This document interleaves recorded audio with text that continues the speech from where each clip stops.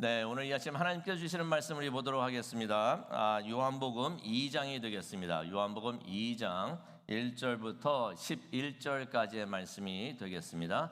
요한복음 2장 1절부터 11절까지의 말씀이 되겠습니다.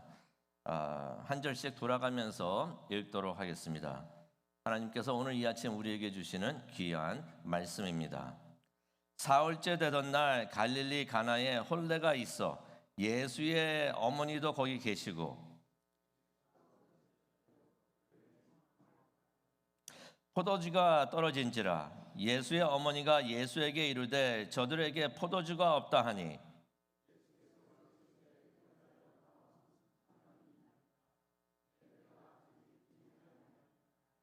그의 어머니가 하인들에게 이르되 너희에게 무슨 말씀을 하시든지 그대로 하라 하니라.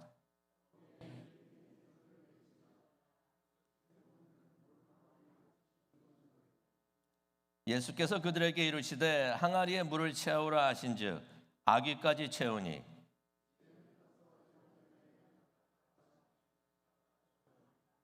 연회장은 물로 된 포도주를 맛보고도 어디서 났는지 알지 못하되 물떠온 하인들은 알더라. 연회장이 신랑을 불러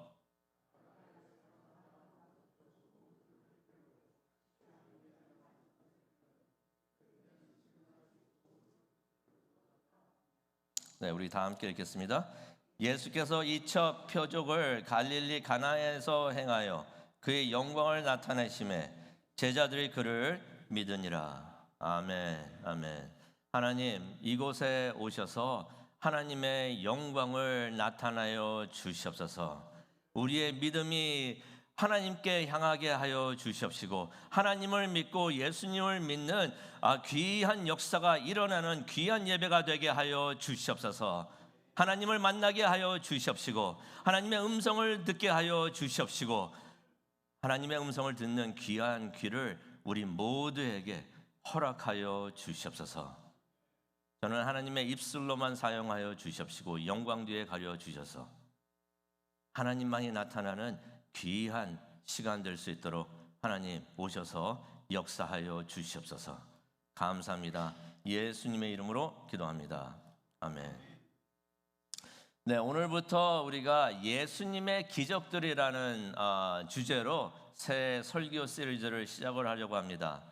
성경을 보게 되면 예수님께서 많은 일을 하셨다고 기록을 하고 있습니다. 그래서 요한복음 21장 25절을 보게 되면은 그 예수님이 하신 모든 일들을 다 일일이 기록을 한다면은 이 세상이라도 그 기록한 책들을 다 담아주지 못할 것이라고 말을 하는 것을 우리가 보게 됩니다. 근데 그 많은 일들 중에서 예수님께서 행하신 많은 일들, 기적들 중에서 우리가 몇 주 동안 몇 가지만 우리가 들여다보기를 원합니다. 우리가 한 가지 알았으면 좋은 것이 있습니다. 우리가 기적들, 예수님이 행하신 기적들을 보게 되는데 예수님의 기적은 과거에만 있었던 일이 아닙니다. 기적을 행하셨던 예수님은 어제나 오늘이나 동일하신 줄로 믿습니다. 이전에도 하나님이셨으면 지금도 하나님이 되시는 줄로 믿습니다. 내일도 하나님이 되시는 줄로 믿습니다. 그래서 예수님이 일하시면 예수님이 움직여서 일하시면은 오늘에도 동일한 기적이 일어날 줄로 믿습니다. 그러니 예수님의 기적은 과거의 유물이 아니라 현재 진행형인 것입니다. 계속해서 이루어지고 있는 것입니다. 이런 바람이 있습니다. 2000년 전에 일어났던 그 기적이 우리 삶에 일어났으면 참 좋겠습니다. 우리 가정에도 일어났으면 좋겠습니다. 우리 자녀에게도 일어났으면 좋겠습니다. 그리고 우리 교회 위에 하나님의 기적이 일어나는 은혜가 차고 넘치기를 간절히 축원합니다. 우리 자신에게 해결되지 않은 문제들이 있기 때문에 우리 가정에도 기도가 필요하기 때문에 우리 자녀에게도 주님의 손길이 필요하기 때문에 우리 교회에도 더욱더 많은 하나님의 은혜가 필요하기 때문에 우리가 그런 마음으로 하나님의 기적을 바라고 구하는 우리 모두가 되었으면 참 좋겠습니다. 그래서 앞으로 몇 주 동안 예수님께서 행하신 기적들을 우리가 보겠는데 그냥 보기만 하는 게 아니라 함께 기도했으면 좋겠습니다.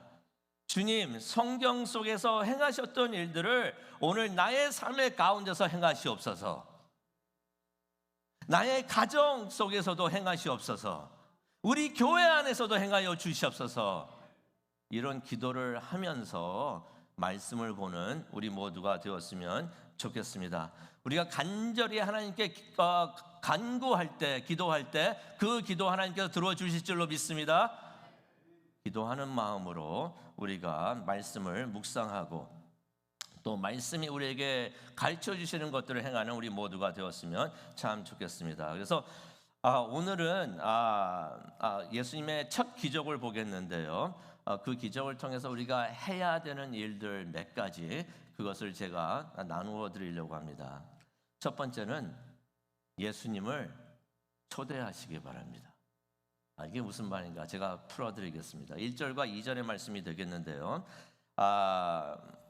오늘은 예수님이 많은 일을 행하셨는데 성경에 많은 일을 하셨지만 기록이 된 건 35개의 기적들이 있습니다. 그 중에서 가장 첫 번째 기적, 예수님께서 행하신 첫 번째 기적을 보겠는데요. 이 기적은 우리가 다 알다시피 가나의 결혼식이었습니다. 가나라는 작은 마을에서 결혼식이 있었던 것이에요. 진짜 작더라고요. 제가 성지순례를 할 때 가나라는 곳을 갔는데 그곳에 사는 분들도 시골이고 작은 마을이라고 하는 것을 들었어요. 매우 작은 곳입니다. 그곳에서 결혼식이 있었던 것이에요. 그런데 1절을 보게 되니까 그 결혼식에 예수님의 어머니 마리아가 계셨다라는 말씀이 나옵니다. 1절에 있는 말씀이 되겠습니다. 근데 예수님께서 그 마리아께서 그냥 그 결혼식에 손님으로 참석한 것이 아닌 것을 우리가 알 수가 있는데요. 어떻게 우리가 알 수가 있냐면은 그 결혼식을 하는데 한 일주일 정도 하고 있었을 거예요. 근데 그 결혼식 할 때 포도주가 떨어지게 됐던 것이에요. 근데 그 포도주가 떨어진 것을 이 일꾼들이 가장 먼저 알린 사람이 다른 사람도 아니라 마리아였다는 것입니다.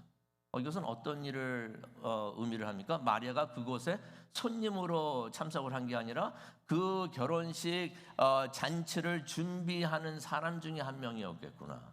책임자였겠구나 하는 것을 우리가 알 수가 있습니다. 아니면은 신랑이나 신부 가족과 무척이나 가까웠던 사람이었기 때문에 포도주가 떨어졌는데 일꾼들이 마리아부터 찾아간 거예요. 그래서 마리아에게 포도주가 떨어졌다고 말을 한 것을 우리가 보게 됩니다. 그런데 그곳에는 마리아만 결혼식에 참석을 했던 것이 아니라 예수님과 제자들도 2절을 보게 되니까 예수님과 제자들도 그 잔치에 초대를 받았다라는 말씀이 나옵니다. 그런데 여기서 우리가 잠깐 멈추고 생각을 해봐야 되는 것이 있습니다. 예수님께서 세상에 왜 오셨죠? 죄에서 세상을 구원하기 위해서 오셨던 것이에요. 그 일을 하기 위해서 예수님에게 주어졌던 시간은 딱 3년이었던 것입니다. 어쩌면은 세상을 구원한다는 것, 어쩌면 인간 역사상 가장 위대한 사명이 되는데 그 많은 것을, 그 귀한 일을 3년 안에 예수님께서 다 이루셔야 됐다는 것입니다. 할 일이 많아요. 중요한 사명을 가지고 예수님께서 오셨던 것이에요. 그런데 예수님께서 한가하게 결혼식에 참석을 하셨다고요? 그런 생각이 듭니다. 아니, 이럴 시간이 있으셨을까? 한 시간이라도 나가서 복음을 전하시고 사역을 하셔야 될 텐데 거기에 힘을 다 쏟아야 될 텐데 결혼식에 참석을 하셨다고요? 아니, 누가 눈치 없이 그 바쁘신 예수님을 결혼식에 초대를 했다는 것입니다. 2절을 보니까 청함을 받았더니 누가 초대를 했다는 것이에요. 그런데 여기를 보게 되니까 예수님께서 초대받으신 것을 받아들이셨다는 것입니다. 이것은 어떤 의미가 있냐면요, 예수님이 보셨을 때 결혼식이 매우 중요하게 생각을 하셨다는 것이에요. 솔직히 그날 결혼을 했던 신랑 신부가 누구였는지는 모릅니다. 그런데 그 사람들이 결혼을 하면서 무척이나 잘한 게 있습니다. 무엇을 잘했습니까? 축복의 근원이 되시는 하나님을 초대를 한 거예요. 예수님을 초대했을 때 자신들의 결혼식에 하나님을 초대로 했던 것입니다. 이것보다 더 큰 축복이 더 어디 있을까요? 거룩하신 하나님께서 그들의 결혼식에 참석하셨으니, 그냥 참석만 하셨을까요? 참석하셔가지고 축복하셨을 텐데, 아니 하나님께서 오셔가지고 축복을 하시는데, 거룩하신 하나님께서 축복을 하시는데 그 결혼식이 거룩하게 됐을 줄로 믿습니다. 이 신랑 신부도 누군지는 모르겠는데 지혜로운 사람이었구나, 인생에 있어서 가장 축복된 일을 했구나 하는 것을 깨닫게 됩니다. 그런 것 같아요. 지혜로운 사람은 누구냐면요, 자기 삶에서 가장 중요한 순간, 성도님에게 가장 중요한 순간이 무엇입니까? 바로 그 순간에 하나님을 초대하는 것이. 아멘? 하나님을 모시세요. 하나님, 이 순간 이 자리에 이게 나한테 중요합니다. 이 자리에 모시옵소서. 생각만 하지 마시고 그걸 기도로 하세요. 지금 임재하여 주옵소서. 중요한 순간에. 그러면은 하나님께서 절대로 내 스케줄 좀 보고 바빠가지고 이번 주는 안 될 것 같은데 라고 말씀하실까요? 안 하실까요? 안 하십니다. 아무리 바쁘셔도 우리가 하나님을 초대할 때 하나님이 그 순간에 그 자리에 그 순간에 함께해 주실 줄로 믿습니다. 결혼식에 예수님께서 기꺼이 참석을 하셨던 것이에요. 세상을 구하는 그러한 중요한 사명을 받고 오셨더라고 하더라도 하나님께서, 예수님께서 시간을 내셔가지고 그 결혼식에 참석을 하셨다는 것입니다. 우리가 예수님을 초대를 할 때 그곳에 예수님께서 함께해 주시는 줄로 믿습니다. 예수님이 필요한 곳이 어디입니까? 성도님의 삶 중에서 예수님이 꼭 계셨으면 하는 곳이 어디입니까? 성도님의 가정은, 자녀들은, 우리 교회는 예수님이 필요한 곳에 그곳에 예수님을 모시기를 바랍니다. 예수님을 초대하기를 원합니다. 제가 왜 예수님을 초대하라고 말씀을 드리냐면요, 예수님은 초대하지 않은 곳에 가지 않으세요. 초대받지 않은 곳에 억지로 문을 박차고 들어가지 않으십니다. 요한계시록 3장 20절에 있는 말씀을 보겠는데요, 예수님께서 이런 말씀을 하십니다. 내가 문 앞에 서서 두드리니 누구든지 내 음성을 듣고 문을 열면 내가 들어가서 그와 함께 먹고 그는 나와 함께 먹을 것이다. 요한계시록 보여주시면 감사하겠습니다. 없어요? 죄송합니다. 네. 요한계시록 3장 20절 적어두시기 바랍니다. 나중에 찾아보세요. 예수님께서 뭐라고 그러시냐면은 문 앞에서 두드리니. 왜 두드리실까요? 문을 두드린다는 것은 어떤 의미가 있죠? 문을 열으라는 것이에요. 문을 열지 않으면은, 마음의 문을 열지 않으면은 그곳에 안 들어가십니다. 중요한 팩트예요. 그러니 예수님이 필요하신 곳이 있으십니까? 그곳에 예수님 보고 오시옵소서. 예수님을 초대하는 우리 모두가 되기를 원합니다. 우리 삶의 어느 영역에 예수님을 모셔야 합니까? 예수님의 기적은 우리가 예수님을 모시는 그곳에서 일어나는 줄로 믿습니다.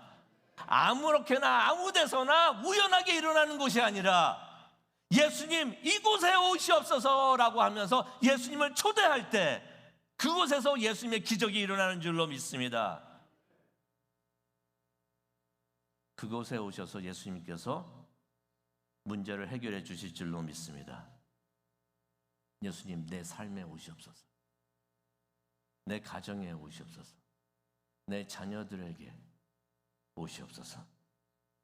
우리 교회에 오시옵소서. 초대하는 우리 모두가 되기를 원합니다.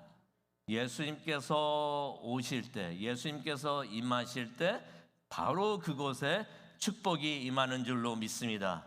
그곳에서 문제가 해결되는 줄로 믿습니다. 여기 있네요. 감사합니다. 감사합니다.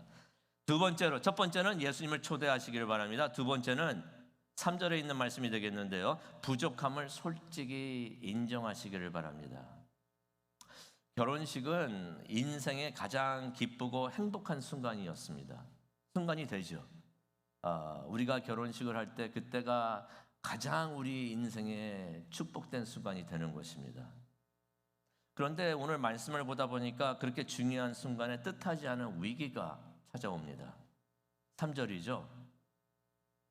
포도주가 떨어졌다 라는 말씀이 나옵니다. 이 말은요, 우리가 오해 안 했으면 좋겠어요. 요즘 생각을 해가지고 파티가 열렸는데 그 파티에서 술이 떨어졌구나 라는 말이 아닙니다. 당시의 포도주는요, 우리가 생각하는 마시면 취하는 술이 아니었던 것이에요. 당시 유대 지역은 물에 석회 성분이 무척이나 많았습니다. 그래서 물을 그냥 마시잖아요, 그냥 배탈이 나는 거예요.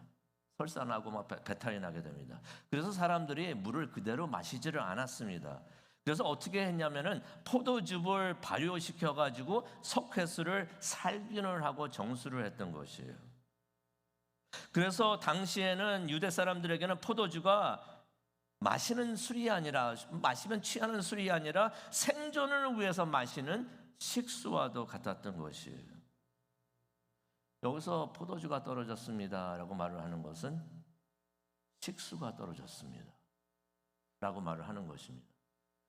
당시에 결혼식이 일주일 그렇게 그냥 계속해서 지속이 되고 많은 사람들이 모였는데 마실 물이 없어졌던 것이. 근데 포도주는 또 성경에서 어떤 의미가 있냐면은 하나님의 축복을 의미하기도 합니다. 시편 104편 15절을 보게 되면 사람의 마음을 기쁘게 하는 포도주다라고서 설명이 되어 있는데, 포도주는 무엇을 상징을 하냐면 하나님께서 주시는 풍요로움과 즐거움을 상징을 하는 것이에요. 그래서 포도주가 떨어졌습니다 라고 말을 했을 때 사람들이 어떻게 받아들이냐면은 하나님이 축복을 주고 계셨는데 그 축복이 떨어졌습니다 라고서 사람들이 그 의미를 받아들였다는 것입니다. 그러니 축복의 시간이 된 그 결혼식에 위기가 닥친 것이에요. 그런데 그런 생각이 듭니다. 우리 인생에도 포도주가 떨어지는 위기가 올 때가 있지 않은가 생각을 해봅니다. 그런 일을 경험할 때가 있는 것 같아요. 내가 생각하는 삶의 그 중요한 것, 그것이 무엇이든지 그것이 갑자기 떨어질 때가 있다는 것이, 축복이 끊기는 것 같은 느낌을 받을 때가 있다는 것입니다. 가정에 문제가 생길 수가 있고요, 재정에 문제가 생길 수가 있고, 건강에, 아니면은 영성에 갑자기 우리가 받던 축복이 떨어져서 밑바닥을 경험하게 되는 것이, 그러면은 그런 일이 일어나면 앞이 깜깜합니다. 속이 답답합니다. 어떻게 해야 될지를 모르겠는 거예요. 성도님은 그런 일을 체험하신 적이 있으십니까? 우리 모두 그런 일 한두 번은 겪어보지 않았을까 생각이 드는데, 그럴 때 성도님은 무엇을 어떻게 하십니까? 내 힘으로 가서 포도주를 구하려고 하시나요? 아니면은 누구 때문에 이런 일이 일어났다고 남을 원망을 하시나요? 아니면은 하나님을 바라보면서 왜 나냐고 하나님을 원망을 하시나요? 오늘 말씀을 보게 되니까 마리아가 예수님께로 와가지고 솔직하게 모든 사실을 그대로 전합니다. 3절입니다. 포도주가 떨어지니 예수의 어머니가 예수에게 말하기를 포도주가 떨어졌다 하였다라는 말씀이 나옵니다. 이 말씀을 우리가 잘 보기를 원합니다. 마리아가 예수님께로 와가지고 포도주를 만들어내라고 하지 않았던 것이에요. 그렇게 요구하지 않았던 것이에요. 그저 마리아가 예수님께 와가지고 뭐라고 했습니까? 포도주가 떨어졌다고 그 팩트를, 그 사실을 그대로 고백을 했던 것입니다. 마리아가 예수님께 와가지고 이렇게 해달라 저렇게 해달라 하지 않았다는 것이에요. 마리아가 어떻게 했습니까? 자신이 처한 그대로 그 힘든 상황을 그대로 예수님께 와가지고 사실 그대로 말하는 것을 우리가 보게 됩니다. 왜 그런 말을 예수님께 했을까요? 예수님께서 그러면은 무엇이든지, 마리아는 몰랐어요. 예수님께서 뭘 하실지 몰랐어요. 근데 무엇이든지 예수님께서 하실 것이라는 그런 믿음을 가지고 예수님께 와가지고 그냥 그 자신이 처한 상황을 말하는 것을 우리가 보게 됩니다. 여기서 우리가 중요한 것을 깨닫게 되는데요. 성도님, 삶에서 기적을 원하십니까? 원하세요? 예수님이 행하시는 기적을 보기 원하십니까? 사람들은 기적을 상식을 벗어난 기이하고 놀라운 일이라고 정의하고 있지만은 우리는 기적을 설명이 안 되는 일을 하나님이 하시는 것이다 라고서 믿고 있습니다. 그것이 우리에게 기적이 되는 줄로 믿습니다. 말도 안 되는 일이 그냥 일어나는 것이 기적이 아니라 이런 일들이 설명이 도저히 되지 않는데 이것을 하나님이 하시는구나 라고서 믿는 것이 바로 그것이 기적이 되는 줄로 믿습니다. 하나님이 하시는 그 기적을 바라십니까? 주님께서 나의 삶에서 행하시는 그 놀라운 일, 하나님이 하시는 그 놀라운 일을 원하십니까? 하나님께서 성도님 가족에게 행하시는 그 놀라운 기적, 우리 교회에 그런 기적을 행해 주시기를 원하십니까? 그러면요, 하나님께 가셔서 그대로 무엇이 부족합니다 라고 고백하는 우리 모두가 되기를 원합니다. 무엇이 어떻게 왜 힘든지 우리는 그것만 말씀드리면 되는 것이에요. 이것은 예수님이 모르시기 때문에 예수님께 정보를 드리려고 예수님 모르고 계셨죠. 내가 이렇게 힘들었어요. 그러려고 하는 것이 아니라 이렇게 고백을 할 때 내가 우리에게 포도주, 우리 인생의 포도주가 떨어졌습니다라고 고백을 하는 것은 어떤 의미가 있습니까? 이런 상황에 있는데 하나님, 저는 못하겠습니다. 제가 할 수 있는 게 하나도 없습니다. 하나님이 오셔서, 예수님이 오셔서 예수님께서 해 주시옵소서. 그런 고백을 하는 것이 되는 줄로 믿습니다. 3절을 보니까 마리아가 아무 말 없어요. 그냥 와가지고 포도주가 떨어졌습니다. 그 말만 하는 것이에요. 그렇게 말하면서 자신이 아무것도 할 수가 없고 그곳에 있는 사람들도 아무것도 할 수가 없으니 예수님께서 해 주시옵소서라고서 예수님을 의지합니다라고 말하는 의도와 그러한 마음이 있는 줄로 믿습니다. 우리가 그래서 그런 기도했으면 좋겠어요. 예수님께 가가지고 내 삶에, 제 삶에 포도주가 떨어졌습니다. 예수님 오셔서 예수님께서 해 주시옵소서. 예수님께서 다스려 주시옵소서. 결과와 방법은 다 예수님께 맡겨드리고 우리에게 그런 신뢰가 필요한 줄로 믿습니다. 와가지고 그냥 예수님이 이거 해주셔야 되고 그게 아니라 결과와 방법 예수님께서 알아서 해주시옵소서. 그래도 괜찮습니다 라고 마음을 갖는 것이, 그런 신뢰를 갖는 것이 진정한 믿음이 되는 줄로 믿습니다. 성도님은 그렇게 해보신 적이 언제가 마지막이셨습니까?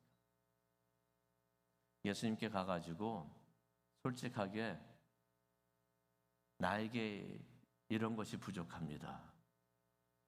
이게 없습니다. 힘듭니다. 어떻게 할 줄 모르겠습니다. 나는 못합니다. 라고서 하나님께 솔직하게 말씀을 드린 적이 언제셨습니까? 무엇을 어떻게 해달라고 구하는 걸 말하는 게 아니고요. 그냥 포도주가 없습니다. 라고 하면서 나의 부족함을 하나님께 말씀드렸던 적이 언제셨습니까? 진정한 믿음은 하나님께 방법을 알려드리는 게 아니에요. 이렇게 해주세요 하나님, 저렇게 해주세요 라고 말하는 것이 아니라 진정한 믿음은 나의 필요를 하나님께 그냥 알려드리고 그것을 맡기는 일이 되는 줄로 믿습니다. 그리고 하나님께서 그것을 가지고 무엇을 어떻게 하시든지 그냥 믿고 그냥 맡기는 것이에요. 그런데 우리는 종종 하나님께 나오는데 해결책을 가지고 나옵니다. 부족한 거 아는데 하나님 이렇게 해주셔야 돼요. 저도 옛날에 그랬던 적이 있어요. 잘못하면 저도 그럴 때가 있어요. 근데 조심해야 돼요. 해결책을 가지고 와서 하나님 보고 이렇게 해달라는 것이 아니라 계획을 가지고 와서 하나님 이거 이렇게 돼야 될 것 같은데 이대로 해주셔야 돼요. 하나님이 나 따라오셔야 돼요 라고 말하는 게 아니라 같은 기도인 것 같아도 많이 달라요. 그렇죠? 하나님께 그냥 내 상황이 이렇습니다 라고 고백하는 것이, 그리고 결과와 방법을 하나님께 맡기는 것이 진정한 믿음이 되는 줄로 믿습니다. 저 자신도 그럴 때가 있지만은 하나님 보고 이거 해주세요 하고 하나님께서 그렇게 안 해주시면 원망이 생겨요. 근데 그게 올바른 믿음이 아니에요. 올바른 믿음은 하나님께 내 상황 다 알려드리고 하나님께서 하시는 대로 그대로 신뢰하고 나아가는 것이 진정한 믿음이 되는 줄로 믿습니다. 그래서 오늘 우리는 그렇게 기도하기를 원합니다. 주님, 예수님, 저는 부족합니다. 내 삶에 오시옵소서. 그리고 주님이 직접 해 주시옵소서. 하나님께서 어떻게 우리를 도우실지는 몰라도 분명 하나님께서 도우신다고 신뢰하는 우리 모두가 되기를 원합니다. 세 번째로요,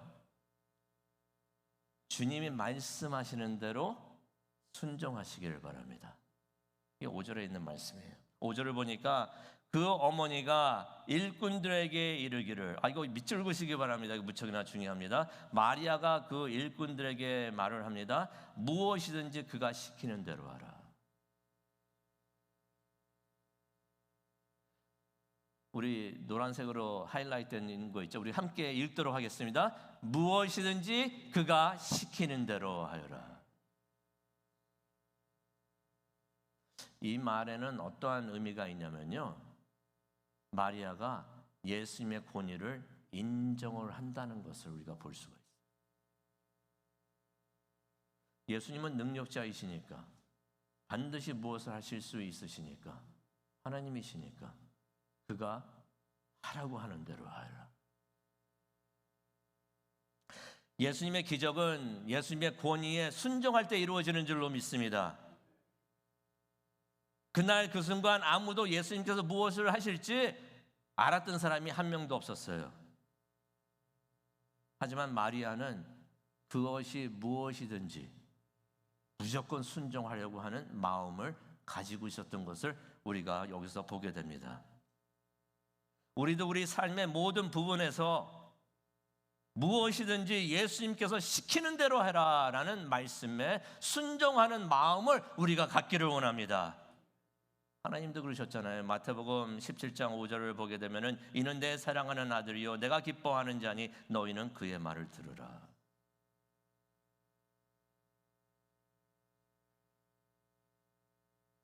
예수님의 말을 듣고 순종을 하려면은 그가 말씀하시는 것이 무엇이든지, 이게 참 중요해요. 예수님의 말씀이 무엇이든지 그것을 그냥 순종하려는 마음이 우리에게 있어야 되는 줄로 믿습니다.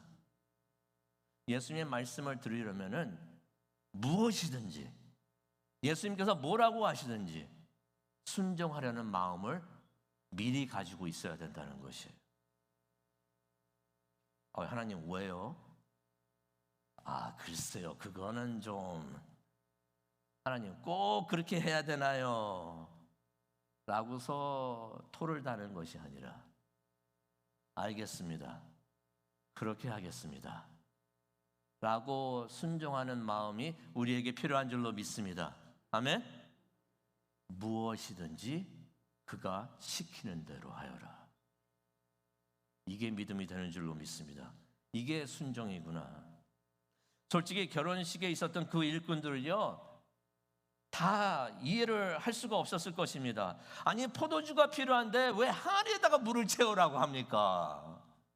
왜요? 왜 그렇게 해야 되나요? 이해가 안 됩니다. 라고 할 수 있는 상황이었던 것이. 왜 정결 예식용 돌항아리에다가 물을 채우라고 하시는가? 먹는 물이 아니었어요. 손 씻는 물, 그 항아리에다가 물을 채우라고 하십니다. 왜요, 하나님? 왜 이렇게 해야 되는데요? 이해를 못하겠습니다. 충분히 그럴 수 있는 상황이었는데,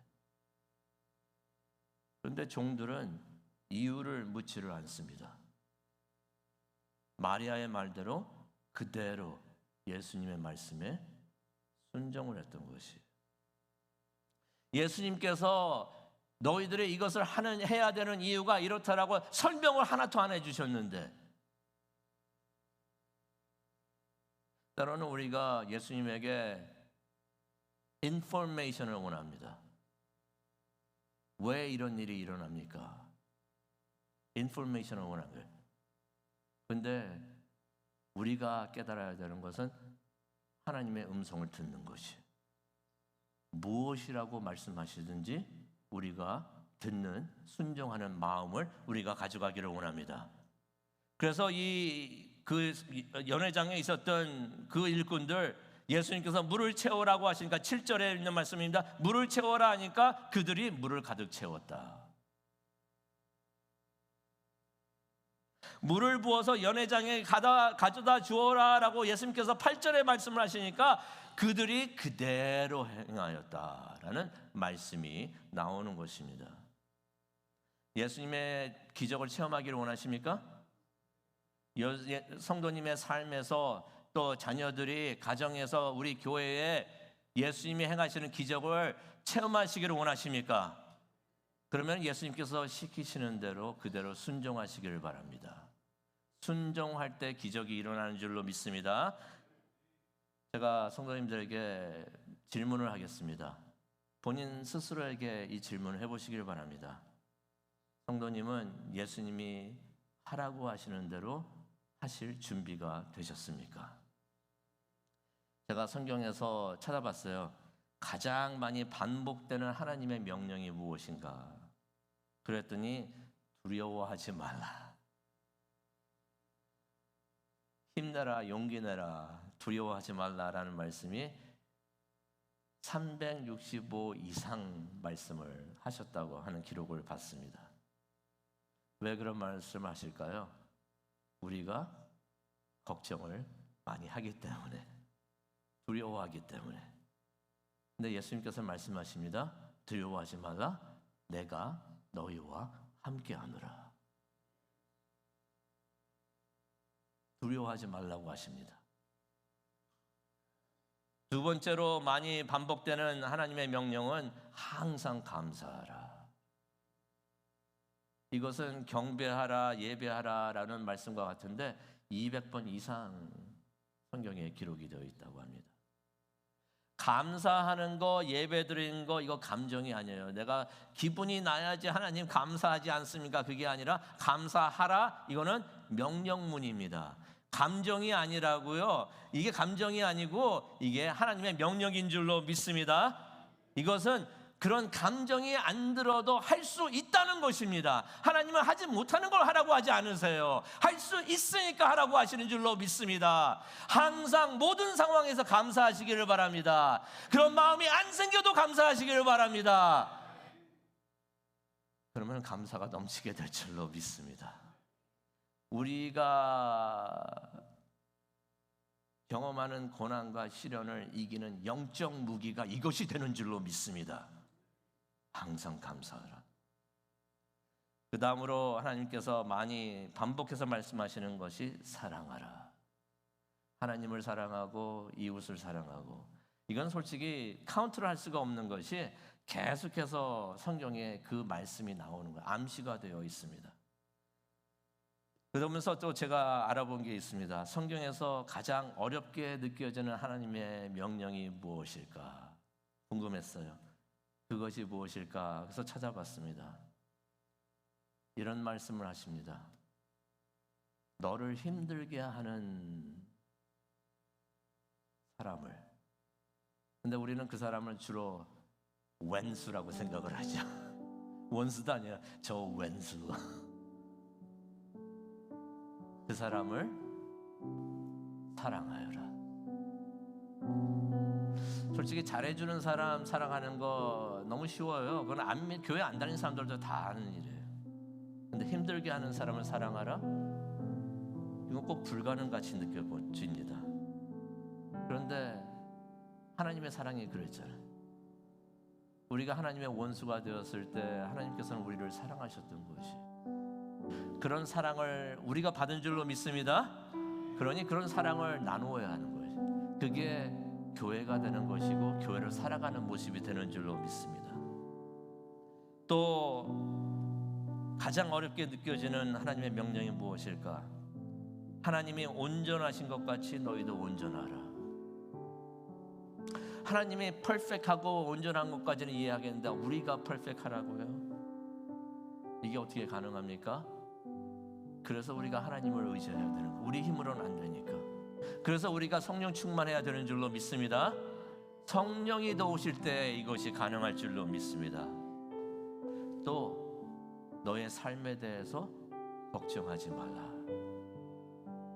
먹고 마시고 하는 거 걱정하지 말라. 아니, 이런 거 어떻게 걱정 안 합니까? 걱정 안 하는 것이 무책임해 보이는 것이. 그런데 하나님께서 그런 말씀하시는 건 어떤 의미가 있습니까? 다 내게 맡겨라. 하나님께서 해주신다는 것이에요. 이 말씀들을 보면서 우리가 생각을 해봅니다. 나는 과연 주님이 말씀하시는 대로 순종할 마음의 준비가 되었는가? 마지막은 우리가 하는 것이 아니라 하나님께서 해주시는 건데 9절부터 11절에 나오는데, 우리가 이 세 가지의 일을 할 때 주님께서 가장 좋은 것으로 우리에게 채워주시는 줄로 믿습니다. 10절을 보니까요, 결혼식 잔치를 맡은 이가 놀랍니다. 당신은 가장 좋은 포도주를 지금까지 남겨두었군요 라는 말을 합니다. 예수님은 우리에게 축복해 주실 때요, 부족한 것을 간신히 겨우 채워주시는 것이 아니라 가장 좋은 것으로 가득히 채워주시는 줄로 믿습니다. 믿으십니까? 예수님의 은혜는요, 차고 넘치는 풍성한 은혜가 되는 줄로 믿습니다. 예수님의 은혜는요, 나에게 최고의 은혜를 주시는 것이 되는 줄로 믿습니다. 우리가 그러한 예수님의 선하심을 믿고 그의 말씀에 순종할 때 예수님께서 우리에게 가장 좋은 것으로 채워주실 줄로 믿습니다. 우리가 생각하는 것보다 더 좋은 것으로, 더 좋은 것, 우리는 모를 수 있어요. 하지만 우리가 생각하는 것보다 더 좋은 것으로 우리의 부족함을 채워주실 줄로 믿습니다. 가나의 결혼식의 기적, 우리에게 네 가지를 가르쳐 주십니다. 예수님을 모시기를 바랍니다. 예수님을 초청하세요. 문제가 있는 곳에 예수님 오시옵소서 초청을 하시기를 바랍니다. 그리고 부족한 거 예수님께 그냥 솔직히 고백을 하세요. 내가 못합니다, 못하겠습니다 라고서 고백하는 우리 모두가 되기를 원합니다. 방법하고 결과요, 하나님께 맡기세요. 세 번째로 우리 말씀에, 하나님의 말씀에 순종하시기를 바랍니다. 무엇을 시키시는지 간에 그대로 행하시기를 바랍니다. 그러면은 하나님께서, 예수님께서 가장 좋은 것으로 풍성하게, 풍성한 은혜로 채워주실 줄로 믿습니다. 그래서 우리의 기도가 오시옵소서, 오셔서 채워주소서. 그렇게 기도하는 우리 모두가 되기를 원합니다. 무엇을 어떻게 채워주신지 그냥 믿고 신뢰하면서 내 방법이 아니라 하나님의 방법대로, 하나님이 주시는 것이 나에게 가장 선한 것이라고 믿고 신뢰하며 오셔서 채워주시옵소서. 그렇게 기도하는 우리 모두가 되기를 간절히 축원합니다. 우리 다 함께 일어나가지고 결단하는 시간 우리 갖도록 하겠습니다. 하늘의 문을 여소서, 하늘의 문을 여소서, 이곳을 주목하소서. 주를 향한 노래가 꺼지지 않으니 하늘을 열고 보소서. 이곳에 임재하소서. 주님을 기다립니다. 기도의 향기가 하늘에 닿으니 주여 임재하여 주소서. 이곳에 오셔서 이곳에 앉으소서. 이곳에서 드리는 예배를 받으소서. 주님의 이름이, 주님의 이름만이, 오직 주의 이름만 이곳에 있습니다.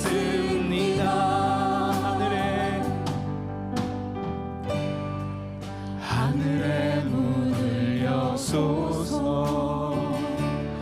이곳을 주목하소서. 주를 향한 노래가 꺼지지 않으니 하늘을 열고 보소서. 이곳에 임재하소서.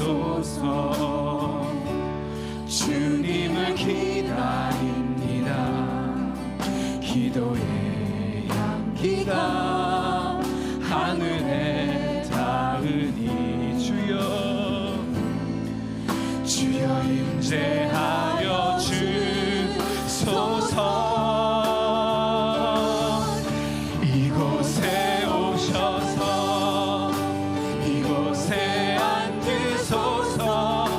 이곳에서 드리는 예배를 받으소서. 주님의 이름이, 주님의 이름만이, 오직 주의 이름만 이곳에 있습니다. 이곳에 오셔서 이곳에 앉으소서. 이곳에서 드리는 예배를 받으소서.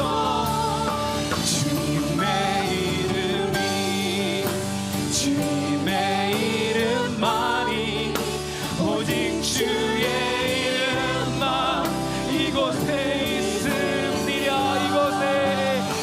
이곳에 오셔서 이곳에 앉으소서.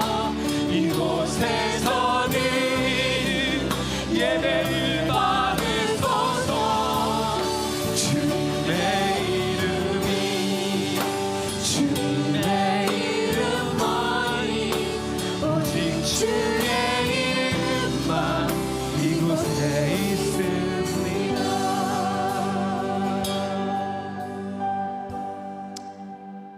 지금 우리 기도하는 시간을 갖겠는데요, 우리의 기도 예수님께서 다 들으십니다. 함께 하고 계시고요, 우리가 주님께 드리는 기도 다 들으시는데요, 예수님 이곳에 오시옵소서. 라고 말씀을 드리고 초대할 때 예수님께서 그곳에 임하여 주시는 줄로 믿습니다. 예수님께서 임하실 때 그곳이 축복의 장소가 되는 줄로 믿습니다. 우리 삶의 이곳이 어디일까요? 예수님이 필요한 곳이 어디일까요? 지금 그 장소를 예수님께 말씀드리기를 원합니다. 내 삶의 어느 영역에 예수님이 필요하십니까? 우리 가정에, 우리 자녀들 중에 누가 예수님이 필요합니까? 주여, 주님이 오시옵소서. 우리 교회에 주님이 오시옵소서. 그것을 간절히 기도하는 우리 모두가 되기를 원합니다. 예수님이 오실 때 바로 그곳에서 기적이 일어나는 줄로 믿습니다. 예수님께 나와서 지금 기도하기를 원합니다. 다른 기도 마시고 예수님 오시옵소서, 오셔서 채워주시옵소서라고 고백하는 우리 모두가 되기를 원합니다. 우리 다 함께 기도하시겠습니다. 사랑하는 정말 하나님,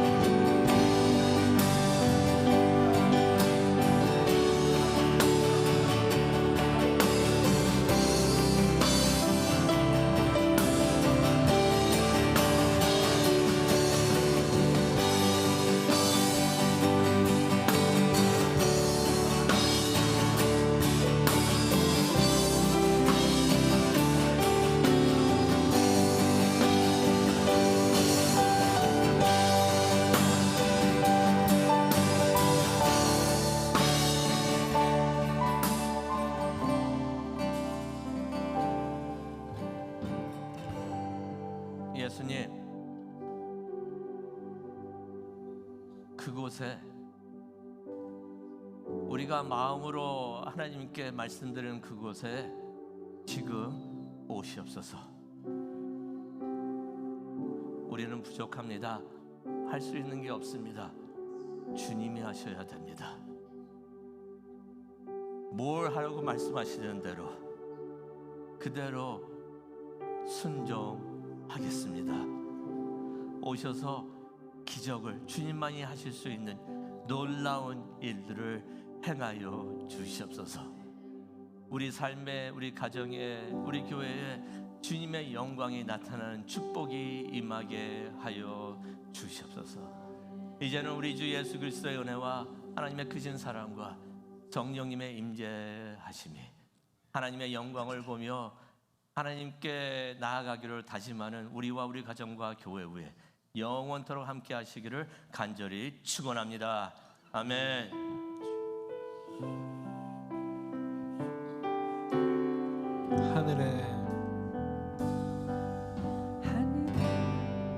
하늘의 문을 여소서.